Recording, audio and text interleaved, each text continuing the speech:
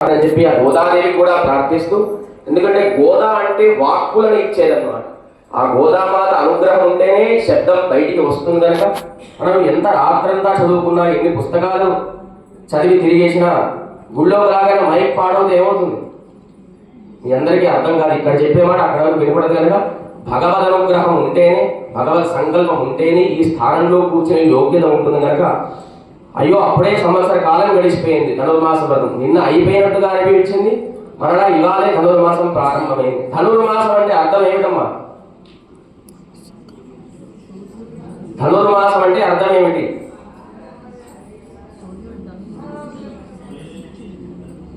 పొంగల నైవేద్యం పెట్టవా?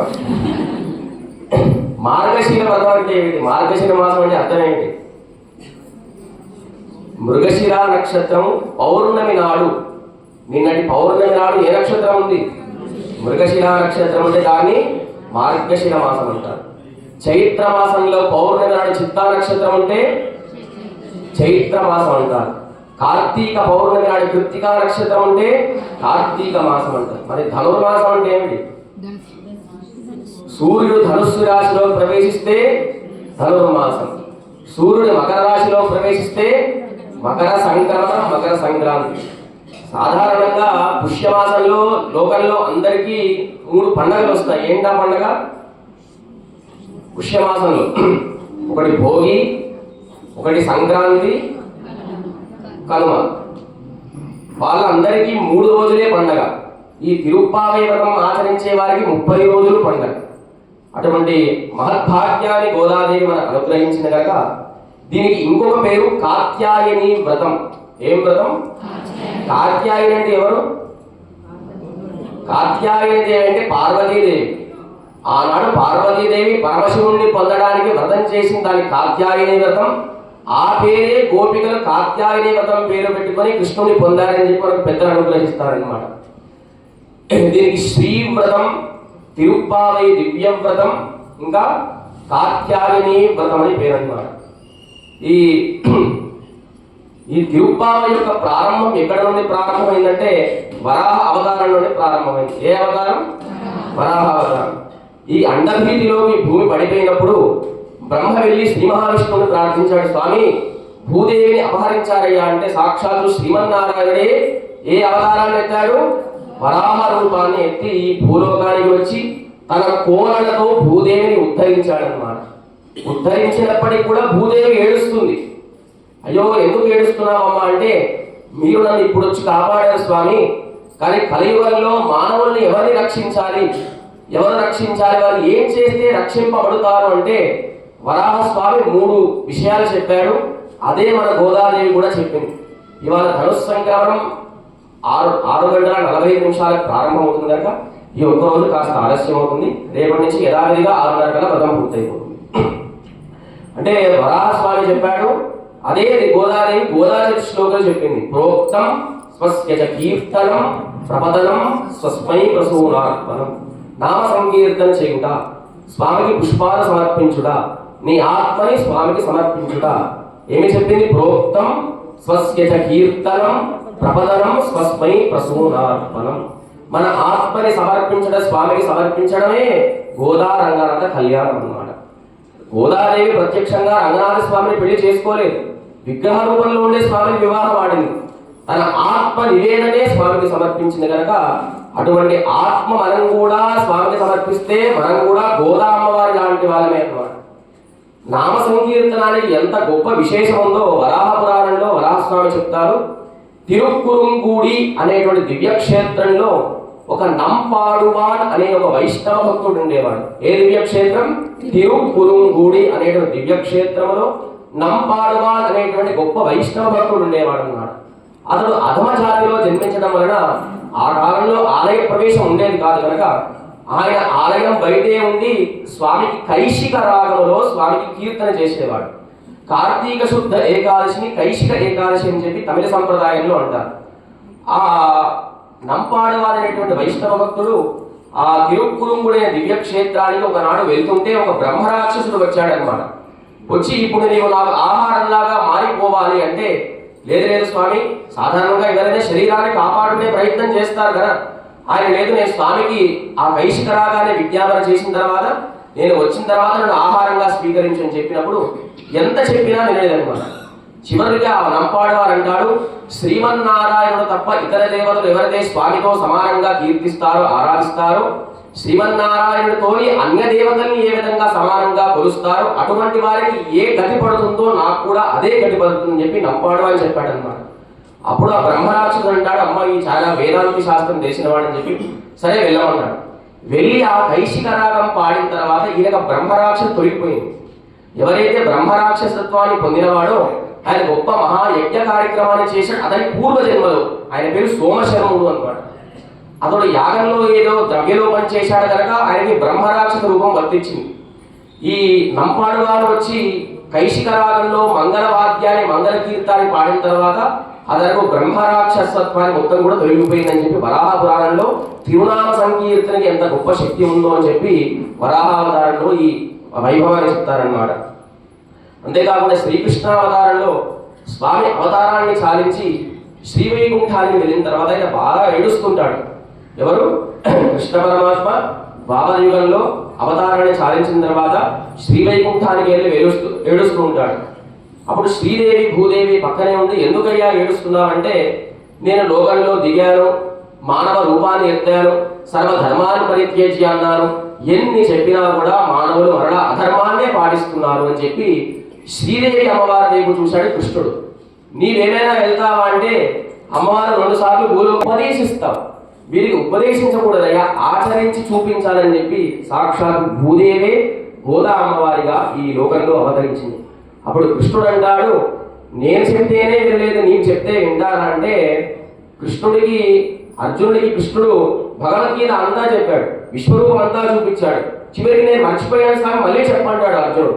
అంత బుద్ధిమంతుడైన అర్జునుడికి నీవు చెప్తేనే ఏ విధంగా మర్చిపోయారు, మరి ఇటువంటి మానవులకు నీవు చెప్తే వింటారా అని చెప్పి గోదాదేవి ఒక తల్లి చిన్న పిల్లవాడికి పాలు ఎట్లా జాగ్రత్తగా తాగిస్తుందో వందే చైతన్య స్తన్యదాయిని అని చెప్పి సాక్షాత్తు గోదామాతని ఈ లోకంలో గోదా పిరాట్టిగా అవతరించింది అని చెప్పి మనకు ఈ తిరుప్పావై వ్రతం ద్వారా తెలుస్తుందన్నమాట.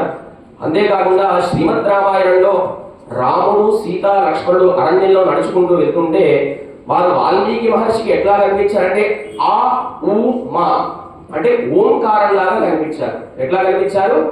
ఆ ఉ మా అంటే ఓంకార స్వరూపంగా కనిపించారు శ్రీమద్ రామాయణంలో వాల్మీకి మహర్షికి సీతారామ లక్ష్మణుడు.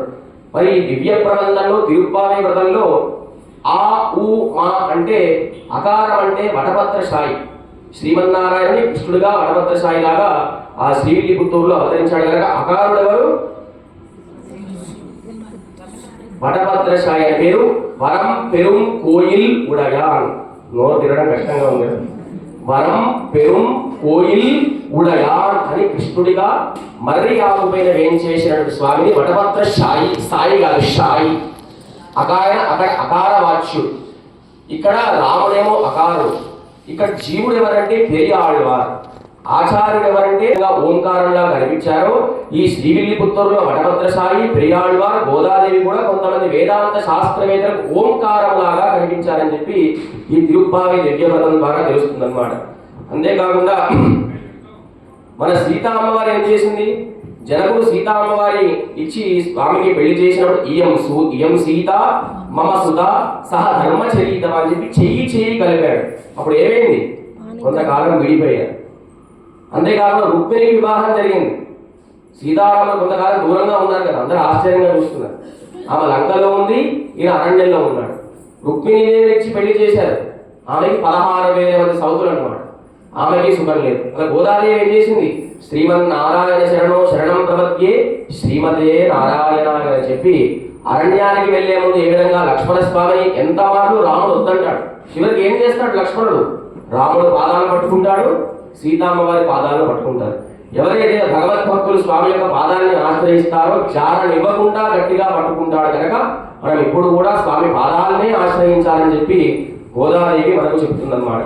అంతేకాకుండా ఇవాటి పాశురంలో నీలాతుంగ స్తనగిరిలటి సూక్తం ఉద్బోధ్య కృష్ణం. పరమపదంలో శ్రీవైకుంఠంలో స్వామి ఎట్లా ఉంటాడంటే శ్రీదేవి భూదేవి నీలాదేవి సమేతుడే ఉంటాడు. ఎక్కడ? పరమపదములో. ఆ నీలాదేవి ఎవరంటే యశోదాదేవి యొక్క తమ్ముడు కుమార్తె. యశోదా అమ్మవారి తమ్ముడు పేరు కుంభుడు. ఆమెకి ఇద్దరు, ఒక అబ్బాయి ఒక అమ్మాయి, శ్రీద్రాముడు అదే విధముగా నీలాదేవి. ఆ నీలాదేవి స్తనగిరినది సుత్తము బోధ్య కృష్ణం. స్వామి కృష్ణుడు ఎక్కడ పడుకున్నాడంటే నీలాదేవి యొక్క వక్షస్థలం పైన పడుకున్నాడు అన్నమాట. ఎక్కడ పడుకున్నాడు? నీలాతుంగ స్తనగిరి తడి, ఈ హృదయం పైన ఆమె సౌందర్యానికి వశమై మత్తు ఎక్కి పడుకున్నాడు. ఇక్కడ వక్షస్థలం పైన జ్ఞానము వైరాగ్యం అనేటువంటి హృదయం పైన కృష్ణ పరమాత్మ పడుకుంటే గోదాదేవి ఏం చేసింది? పారార్థ్యం స్వం శృతి సదశిరం సిద్ధం అధ్యాపయంతి. స్వామి నీవు పడుకుంటే మేమెట్లానయ్యా? నీవు ఈ లోకానికి వచ్చిందే మమ్మల్ని అనుగ్రహించడానికి కదా. మేమంతా పరతంత్రులము, స్వతంత్రులు కాదు. మేము ఎప్పుడు కూడా నీకే చెందిన వాళ్ళము కనుక పారార్థ్యం స్వం శృతి సదశిర సిద్ధం అధ్యాపయంతి. ఏం చేసింది? స్వోచ్ఛిష్టాయా సరి నిగరితం యావరాత్కృత్య భుంతే. పూమాలై పామాలై అని చెప్పి తులసిమాల స్వామి మెళ్ళలో వేసి గట్టిగా లాగి గుంజిందన్నమాట. యావలాత్కృత్య భుంతే గోదాదస్యై నమ ఇదం ఇదం భూయ ఏవాస్తు భూయ. నమ ఇదం ఇదం అంటే నీకు మరలా మరలా నమస్కారాలు. ఎందుకు మరలా మరలా నమస్కారాలు అంటే, మీరు ఇంటి తాళం పోగొట్టుకున్నారనుకోండి, దొరుకుతుంది. దొరికిందంటారా? దొరికిందంటారా? ఎన్నిసార్లు అంటారు? ఒకసారి కాకుండా అనేక మార్లు దొరికింది అంటారు. అమ్మ, ఇంత వేదాంత శాస్త్రం, ఇంత వేదముల యొక్క అర్థం మాకు తెలియకపోయినా ఉపనిషత్తుల యొక్క అర్థాన్ని 30 భాషలలో అనుగ్రహించావు స్వామి అని చెప్పి పరాశర భట్టర్ వారు నమ ఇదమిదం నీకు మరలా మరలా మరలా నమస్కారాలని చెప్పి ఈ నీలాతుంగ స్తనగిరి అనేటువంటి శ్లోకాన్ని భట్టర్ వారు అనుగ్రహించారనమాట. అన్నవయల్ పుదువై ఆండాలరంగకు. ఆ శ్రీవిల్లిపుత్తూరులో హంసలు బాగా ఉండేవి అనమాట. ఏముండేవి? హంసలు. హంసల యొక్క గొప్పతనం ఏంటండి? పాలని నీటిని వేరు చేస్తుంది. మన జిఎస్ స్వామి వారి ముందు పేరేం చెప్తాం? శ్రీమద్ పరమహంస పరిపురాణకాచార్యులు. అటువంటి హంసనే పెరియాళ్వార్, అటువంటి ఆచార్యుడే పెరియాళ్వారుగా శ్రీవిల్లిపుత్తూరులో అవతరించి, ఆ శ్రీవిల్లిపుత్తూరులో అవతరించిన పెరియాళ్వారు కుమార్తె ఎవరు? గోదాదేవి. ఆమె ఎక్కడ దొరికింది? తులసి వనంలో దొరికింది. ఆమె ఏం చేసింది? పెరియాళ్వార్ల స్వామికి సమర్పించే పుష్పములను తాను వేసుకుంది. ఒకనాడు పెరియాళ్వారు స్వామికి సమర్పిద్దామనుకుంటే ఆ తులసి మాలలో వెంట్రుకలు కనిపించాయన్నమాట. అయ్యో ఎంత అపచారం చేశారని చెప్పి పెరియాళ్వారు బాధపడితే రంగనాథుడు అంటాడు, మీ అమ్మాయి వేసుకున్న తులసి మాలంటేనే నాకు బాగా ఇష్టం అని చెప్పి, ఏ విధంగా ఈ భూమికి గంధవతీం పృథివీ అంటే భూమికి ఏ విధంగా సహజంగా గంధం అనేటువంటి వాసన ఉంటుందో తులసి కూడా అటువంటి భరితమైనటువంటి వాసన ఉంటుంది కనుక నీ కుమార్తె గోదాదేవి వేసుకున్న మాలనే నేను వేసుకుంటానని చెప్పి ఆ విధంగా పెరియాళ్వారు వేసినటువంటి గోదామ్మవారు వేసినటువంటి మాల పెరియాళ్వారు స్వామికి సమర్పించాడు కనుక పెరియాళ్వారు స్వామికి ఏమవుతాడు? మామగారు అయ్యారన్నమాట. ఈ బ్రహ్మను సృష్టించిన వాడు శ్రీమన్నారాయణుడు, మనల్ని సృష్టించిన వాడు బ్రహ్మ. అటువంటి బ్రహ్మాది దేవతలు సృష్టించిన శ్రీమన్నారాయణుడికి మామ అయ్యాడు కాబట్టి ఈయన పేరు పెరియాళ్వార్. పెరియాళ్వార్ అంటే పెద్ద ఆళ్వార్. ఆయన ఏమి ఎక్కువ పాశురాలు చెప్పలేదు, ఎక్కువ దివ్య ప్రబంధం చెప్పలేదు, కానీ సాక్షాత్తు తన కుమార్తెని స్వామికి ఇచ్చి వివాహం చేశాడు కనుక స్వామి ఈయనకు మామ అయ్యాడు కనుక ఈయన పేరు పెరియాళ్వార్. ఆ గోదాదేవి ఏం చేసింది? తిరుప్పావళి అనేటువంటి దావిడ దివ్య ప్రబంధాన్ని అనుగ్రహించి పూమాల పామాల పుష్పమాలను గుచ్చింది. తిరుప్పావైనటువంటి బంగారు తీగకి 30 పాశురాలు అల్లి స్వామికి మాల సమర్పించింది. ఆమె వెంకటాచలపతిని ప్రేమించింది, శ్రీకృష్ణుడి కోసం వ్రతం చేసింది, రంగనాథుడిని పెళ్లి చేసుకుంది. ఇది ఎక్కడైనా సరిపోతుందా అండి? ఒకరిని ప్రేమించడం ఏంటి, ఇంకొకరిని పెళ్లి చేసుకోవడం ఏంటి, ఇంకోటి కోసం వ్రతం చేయడం ఏంటి? భగవద్గీతలో స్వామి చెప్తాడు, సర్వదేవ నమస్కార కేశవం ప్రతిగచ్చతి. మీరు శివుడికే నమస్కారం చేయండి, రుద్రుడికే నమస్కారం చేయండి, దుర్గాదేవికే నమస్కారం చేయండి, రాముడికే నమస్కారం చేయండి. చివరిలో ఏమంటాం? సర్వం శ్రీ కృష్ణార్పణం. అది అన్నీ కూడా కృష్ణుడికే చెందుతుంది అని చెప్పి తాను విల్లిపుత్తూరులో అవతరించింది. అసలు విల్లిపుత్తూరు అంటే ఎట్లా వచ్చిందంటే, మనకి సుదర్శన అష్టోత్తరంలో కాలనేమి హరాయ నమః అనేటువంటి నామం వస్తుంది. ఏం నామమ్మా? ఆ కాలనేమి అనేటువంటి రాక్షసుని శ్రీమన్నారాయణుడు తన సుదర్శన ఆయుధంతో సంహరించిన తర్వాత ఆయన రాక్షసుడు కనుక ఆయన రక్తం కూడా మాలిన్యంగా ఉంది. ఆ స్వామి ఏం చేశాడంటే గంగా యమున సరస్వతి నదిని ఆహ్వానించాడు. తన చక్రాయుధాన్ని ఆ నదిలో ఉంచిన తర్వాత అంతా కూడా పవిత్రంగా మారిపోయింది. అప్పుడు ఋషులందరూ కూడా స్వామిని ప్రార్థించాడు, స్వామి మీరు ఇక్కడే ఈ ప్రాంతంలో మీరు ఒక వటపత్రశాయిగా మమ్మల్ని అనుగ్రహించాలని చెప్పినప్పుడు ఆ స్వామి ఇక్కడ ఏం చేశాడు, ఇక్కడ విల్లిపుత్తూరులో. అసలు విల్లిపుత్తూరు పేరు ఎట్లా వచ్చిందంటే ఆయన పుట్టలో దాక్కున్నాడు వటపత్రశాయి. ఇద్దరు అన్నదమ్ములు ఉండేవారు, విల్లి కుంభుడు. ఏం పేర్లు? విల్లి కుంభుడు. వీరు అరణ్యాన్ని సంచరిస్తున్నప్పుడు కుంభుడు అనేటువంటి విల్లి యొక్క తమ్ముడిని సింహం వచ్చి సంహరిస్తుంది అనమాట. సింహం వచ్చి కుంభుడిని సంహరిస్తే ఆయన ఎంతో బాధపడతాడు. చివరికి ఆయన పుట్టలో ఉండే వటపత్రశాయి కనిపిస్తాడు స్వప్నములు. నీ తమ్ముడు నీకు తిరిగి వస్తాడు, నాకు ఆలయాన్ని నిర్మించు, ఆలయాన్ని నిర్మించే నిధి ఎక్కడ ఉందంటే నీ తమ్ముడు సంహరించిన సింహం ఉంది కదా, ఆ సింహం ఉండే గుహలో ఉంది అని చెప్పి వటపత్రశాయి విల్లికి స్వప్నంలో కనిపిస్తాడు. ఆ విల్లి వెళ్ళి సింహాన్ని సంహరించి అక్కడ ఉండేటువంటి ద్రవ్యంతో స్వామికి నిర్మించాడు కనుక దాని విల్లి పుత్తూరు. పుత్తూరు అంటే పుట్ట. ఆ పుట్టలో విల్లి అనేటువంటి స్వామిని బయటికి తీశాడు కనుక దాని పేరు ఏమైంది? విల్లి పుత్తూరు. అక్కడ ఆండాల తల్లి అవతరించింది కనుక దాని పేరు శ్రీ విల్లి పుత్తూరుగా ఇప్పుడు భాసిల్లుతుంది. అక్కడ పెరుమాళ్ళు గోదా రంగనాథుడుగా వేయించేసి ఉన్నారనమాట అక్కడ. అంతేకాకుండా గోదాదేవి మనకు ఈ తిరుప్పావై యొక్క వ్రతం ఏమిటంటే ఈ సకల వేద సారములన్నీ కూడా, అంతేకాకుండా కృష్ణుడు అనుగ్రహించిన శ్లోకం ఏమిటండి? భగవద్గీత. అందరికి బోర్ కొడుతుందా? కృష్ణుడు చెప్పిన గీతలు ఏమిటి? భగవద్గీత. మన గోదాదేవి చెప్పిన గీత ఏమిటి? భగవద్గీత. కృష్ణుడు భగవద్గీత ఎక్కడ ఉపదేశించాడు? యుద్ధ భూమిలో ఉపదేశించాడు. మన గోదాదేవి యుద్ధం లేదు, ఏమి లేదు, లోకమంతా కూడా క్షేమంగా ఉండాలి, 3 వర్షాలు పడాలి, అందరూ కూడా సుభిక్షంగా ఉండాలి అని చెప్పి మన గోదాదేవి తిరుప్పావై దివ్య వ్రతాన్ని ఆచరించింది. అంతేకాకుండా భగవద్గీతలో స్వామి ఏం చేస్తాడు? చివరిలో ఫలం చెప్తాడు. సర్వధర్మాన్ పరిత్యజ్య మామేకం శరణం వ్రజ అహం త్వా సర్వపాపేభ్యః మోక్షయిష్యామి మా శుభః. మన భగవద్గీత చదివే 3 గంటలు పట్టింది. ఆ 3 గంటల తర్వాత చివరిలో చెప్తాడు ఫలం. కానీ మన గోదాదేవి మొదటి పాశనంలోనే నారాయణనే నమక్కే పరై తరుణాన్. అంతేకాకుండా రామాయణం చదవాలంటే 24,000 శ్లోకాలు. అంటే రామాయణం భగవద్గీత చదవద్దని కాదు, అటువంటి సారభూతం అంతా కూడా 30 భాషలములను మన గోదాదేవి అనుగ్రహించింది. 30 రోజుల్లో ఇంగ్లీష్ నేర్పబడును, 30 రోజుల్లో తెలుగు నేర్పబడును, 30 రోజుల్లో వేదాంత శాస్త్రం తెలుపబడే గ్రంథం ఏదైనా సృష్టిలో ఉందంటే అదే తిరుప్పావై ద్రావిడ దివ్య ప్రబంధం. అంతేకాకుండా చివరిలో కృష్ణ పరమాత్మ అందరినీ తిడతాడు. క్షిపామి మూఢాహ అసురాధప అని చెప్పి తన శరీరాన్ని విడిచి శ్రీవైకుంఠానికి వెళ్ళిపోతాడు. అటువంటి గోదాదేవి అందరూ కూడా సుఖంగా ఉండాలని చెప్పి ద్రావిడ దివ్య ప్రబంధాన్ని మనకు అనుగ్రహించిన కనుక మనం అందరం కూడా చాలా ధన్యులమండి. ఈ లోకంలో అయోధ్య నగరాన్ని చూసేటువంటి ఎంతో సంవత్సరాలుగా అయోధ్య నిర్మిద్దాం అనుకున్నారు. అప్పుడు పోరాడిన వాళ్ళు చూడనేటువంటి అయోధ్యని మనం అందరం కూడా చూసామంటే మనం ఎంత అదృష్టవంతులం. అంతేకాకుండా భగవత్ సంకల్పం ద్వారా మన ఆలయం అంతా ఇతపూర్వం ధనుర్మాసంలో ఎట్లా ఉంది, ఇప్పుడు ధనుర్మాసంలో ఆలయం ఎట్లా ఉంది. మన యాదాద్రి నుంచి ప్రధాన అర్చకుడు వచ్చి స్వామి అయోధ్యకు వెళ్ళవలసిన అవసరం లేదు, రెడ్డి కాలనీ రామాయణానికి వస్తే సరిపోతుంది మనందరూ చెప్పారు. అంత దేదీప్యమానంగా స్వామి సత్య సంకల్పుడు కనుకనే ఇంత దేదీప్యమానంగా ఆలయం నిర్మించుకున్నాడు, ఇంత దేదీప్యమానంగా మన చేత కైంకర్యం చేయించుకుంటున్నాడు. కనుక గోదా అనేటువంటి శబ్దానికి వాక్యములు ఇచ్చున్నది. ఆ గోదాదేవి అనుగ్రహం ఉంటే వాక్కులు స్పష్టముగా వస్తాయి. గోదాదేవి అనే అర్థానికి గో అంటే బాణము, మనం కూడా బాణములాగానే ఉండాలి. బాణం ఎట్లాగైతే ఎక్కువ పెట్టిన తర్వాత అటు ఇటు వెళ్లకుండా సరిగ్గా వెళ్ళి గమ్యాన్ని గుచ్చుకుంటుందో మన శరీరం కూడా బాణం లాంటిదే. మనం ఎక్కడికి వెళ్ళాలి? స్వామి యొక్క పాదములను ఆశ్రయించాలి, అటు ఇటు వెళ్లకుండా అని చెప్పి గోదాదేవి ఈ తిరుప్పావై దివ్య వ్రతంలో అనేక వేదాంత శాస్త్రములను వివరించిందనమాట. తిరుప్పావై వ్రతంలో తాను తులసి వనంలో అవతరించింది పెరియాళ్వార్లకి.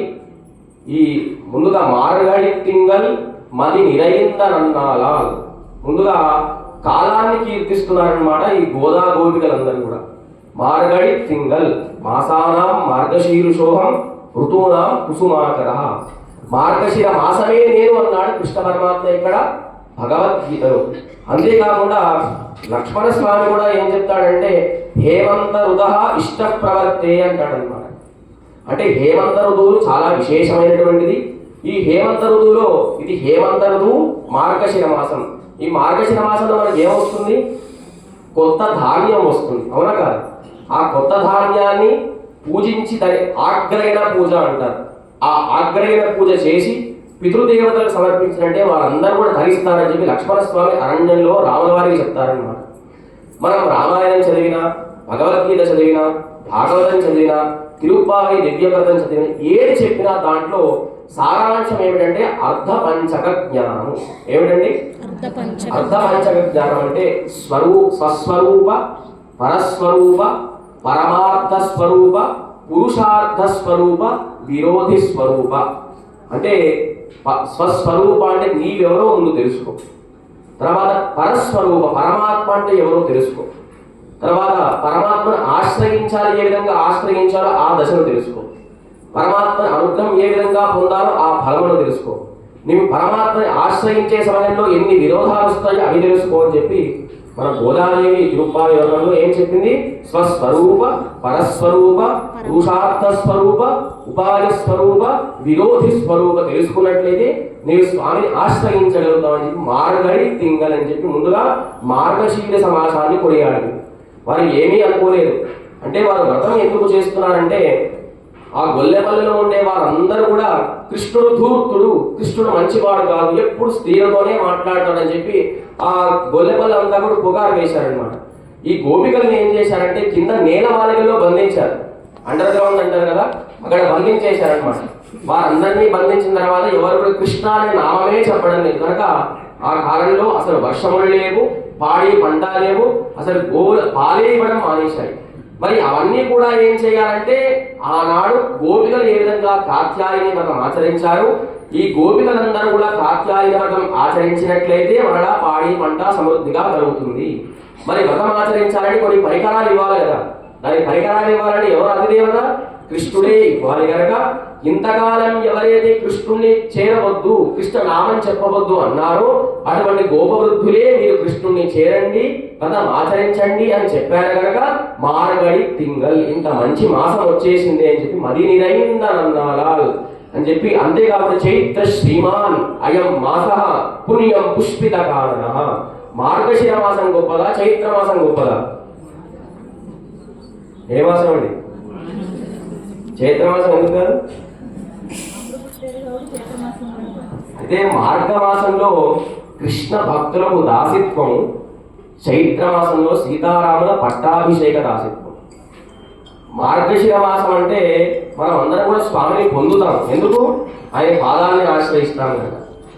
అప్పుడు కూడా దశరథ చక్రవర్తి రాముల వారికి పట్టాభిషేకం చేద్దాం అనుకుంటాడు. ఆయన పట్టాభిషేకం చేద్దాం అనుకునే రోజు ముందు రోజు అద్దంలో తన ముఖం చూసుకుంటాడు అనమాట. ఎవరు?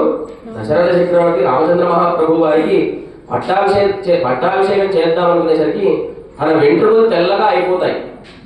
వెంట్రుకలు చెప్తున్నాయి, నీ చుట్టంతా తెల్లవారిపోయింది, రాముడికి పట్టాభిషేకం చేయని చెప్పి ఈ వెంట్రుకలు వచ్చి చెవులో చెప్పాయంట. ఎక్కడ కైకేయి వినేస్తుందో రాముడు పట్టాభిషేకం ఆగిపోతుందని చెప్పి ఆనాడు అయ్యో రాముడికి పట్టాభిషేకం చేద్దాం అనుకున్నారని చైత్రమాసం వచ్చేసి, అంటే చైత్ర శ్రీమాన్ అయం మాస. చైత్రమాసంలో ఏమవుతుంది? మంచి పుష్పాలు చిగురిస్తాయి. ఆ చైత్రమాసంలో రాముడికి పట్టాభిషేకం జరిగిందా? పట్టాభిషేక ముహూర్తానికి అడవి పాలయ్యాడు కనుక చైత్రమాసం గొప్పదే, అంతకంటే గొప్పది మార్గశిర మాసం. కనుక మనం సాధారణంగా ఎంత కష్టపడినా చివరిలో కొంతమంది ఎక్కువ కష్టపడతారు, చివరిలో ఫలం వస్తుంది. కొంతమంది తక్కువ కష్టపడతారు, శీఘ్రముగా ఫలం వస్తుంది. ఎక్కువగా కష్టపడి చివరిలో ఫలం రావడం అంటే కర్మ, జ్ఞాన, భక్తిని ఆచరించడం. తక్కువ సమయంలో స్వామి అనుగ్రహం పొందాలంటే శ్రీమన్నారాయణ చరణం శరణం ప్రపత్తే శ్రీమతే నారాయణాయ నమః. నీవే ఉపాయము, నీవే ఉపేయము, నీవే రక్షకుడివి, నేను రక్షించబడే అనేటువంటి విశ్వాసం ఉన్నట్లయితే కర్మ అవసరం లేదు, జ్ఞానం అవసరం లేదు, భక్తిని ఆచరించవలసిన అవసరం ఆచరించాలి కనుక ప్రపత్తి అనే మార్గం గొప్పది. ఒక నది ఉంది, ఇక్కడ నుండి అక్కడ దాటాలంటే మనం ఏం చేయాలి? ఈత కొట్టాలి. ఈత కొట్టే సమయంలో ఆయాసం వస్తుంది, మధ్యలో మునిగిపోవచ్చు, ఆ నదిలో కానీ సముద్రంలో మొసళ్ళు ఉండొచ్చు. అదే పడవ వస్తే మన బ్యాగ్ మనం మొయ్యాల్సిన అవసరం లేదు, హాయిగా నది దాటుకుంటూ వెళ్ళిపోవచ్చు. కర్మ, జ్ఞాన, భక్తిని ఆచరించినట్లయితే మనం ఈత కొట్టుకుంటూ వెళ్ళడం.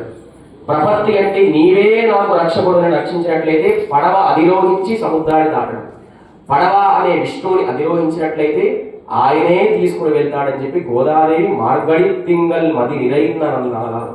అంతేకాకుండా ప్రపత్తి ఎంత గొప్పదంటే ఒక ఆయన ఎక్కడా దొరకలేని మామిడి పళ్ళ చెట్టు తోటం వేశాడు ఇంట్లో.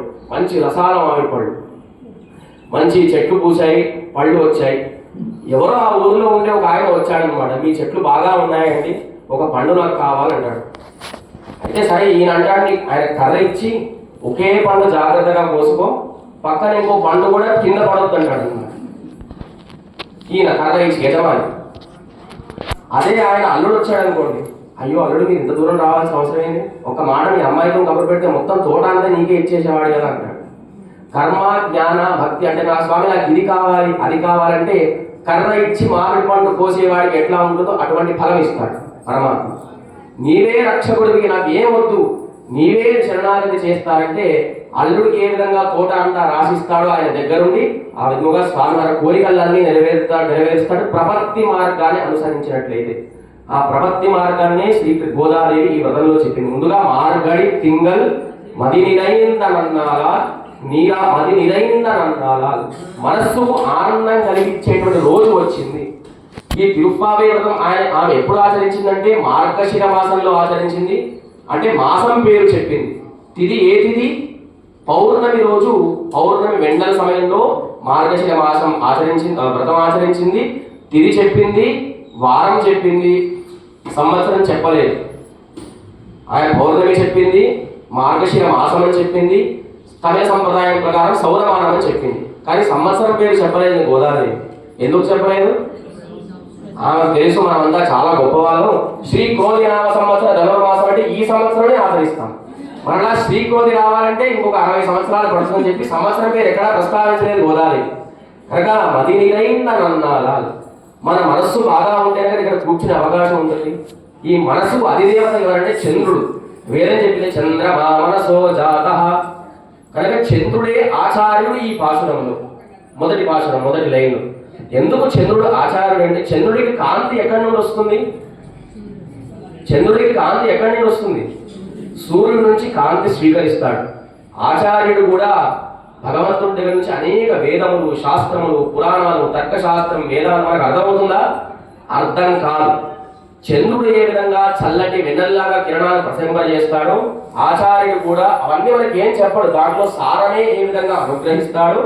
ఈ భాషలో చంద్రుడే ఆచార్యుడు అని చెప్పి అటువంటి ఆచార్య స్వరూపమైన చంద్రుడికి ఇంతకాలం కృష్ణుడిని మేము నమస్కారం చేయలేదు, కృష్ణుడికి దూరంగా ఉన్నాం కనుక అటువంటి చంద్రుడి వెన్నెలలో మార్గశిర వ్రతం ప్రారంభిస్తున్నామని చెప్పి ఒకసారి మార్గడి తింగల్ మది నిరైందనన్నాలాల్ నీరాడ పోదువీర్ పోదుమినో నీరిడయ్యీర్ అని చెప్పి ఈ వ్రతం ఎవరు చేయాలండి? ఎవరు చేయాలి? కేవలం వైష్ణవులు మాత్రమే చేయాలా? కేవలం శంఖచక్రాలు వేసుకునే వాళ్ళే చేయాలా? ఊరుకుంటరం పెట్టుకునే వాళ్ళే చేయాలా? రోజు ఆలయానికి వచ్చే వాళ్ళు ఎవరు చేయాలి? గోదాదేవి ఎవరి స్వరూపం?